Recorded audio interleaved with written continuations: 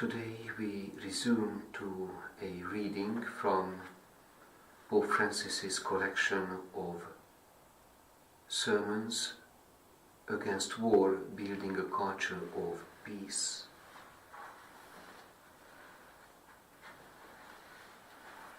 Nuclear power of military purpose for military purpose is immoral. Psalm 122 verse 8. For love of my brethren and friends I say, peace upon you. God of mercy and Lord of history, to you we lift up our eyes from this place where death and life have met, loss and rebirth, suffering and compassion. Here in an incandescent burst of lightning and fire, so many men and women, so many dreams and hopes disappeared, leaving behind only shadows and silence. In barely an instant, everything was devoured by a black hole of destruction and death. From that abyss of silence, we continue even today to hear the cries of those who are no longer. They came from different places, had different names, and some spoke different languages. Yet all were united in the same fate, in a terrifying hour that left its mark forever, not only on the history of this country, but on the face of humanity. Here I pay homage to the victims, and I bow before the strength and dignity of those who, having survived those first moments, for years afterwards bore in the flesh immense suffering, and in their spirit seeds of death that drained their vital energy.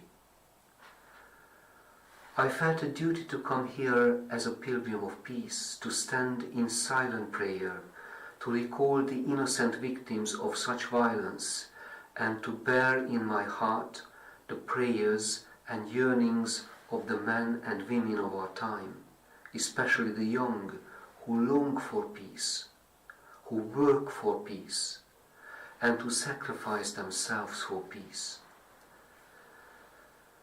I have come to this place of memory and of hope for the future, bringing with me the cry of the poor, who are always the most helpless victims of hatred and conflict. It is my desire to be the voice of the voiceless, who witness with concern and anguish the growing tensions of our time, the unacceptable inequalities and injustices that threaten human coexistence, the grave inability to care for our common home, and the constant outbreak of armed conflict, as if these could guarantee a future of peace. With deep conviction, I wish once more to declare that the use of atomic energy for purposes of war is today more than ever a crime, not only against the dignity of human beings, but against any possible future for our common home. The use of atomic energy for purposes of war is immoral, just as the possessing of nuclear weapons is immoral, as I already read 2 years ago. I already said 2 years ago. We will be judged on this. Future generations will rise to condemn our failure if we spoke of peace, but did not act to bring it about among the peoples of the earth. How can we speak of peace even as we build terrifying new weapons of war? How can we speak about peace even as we justify illegitimate actions by speeches filled with discrimination and hate. I am convinced that peace is no more than an empty word unless it is founded on trust, built up in justice, animated and perfected by charity, and attained in freedom. Building peace in truth and justice entails acknowledging that people frequently differ widely in knowledge, virtue, intelligence, and wealth, and that this can never justify the attempt to impose our own particular interests upon others.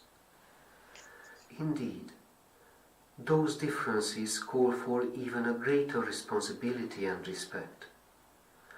Political communities may legitimately differ from one another in terms of culture or economic development, but all are called to commit themselves to work for the common cause, for the good of all.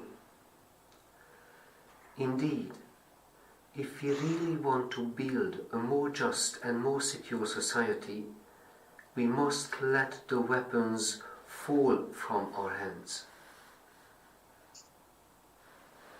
Here ends our third reading. Praise to you, Lord Jesus Christ. In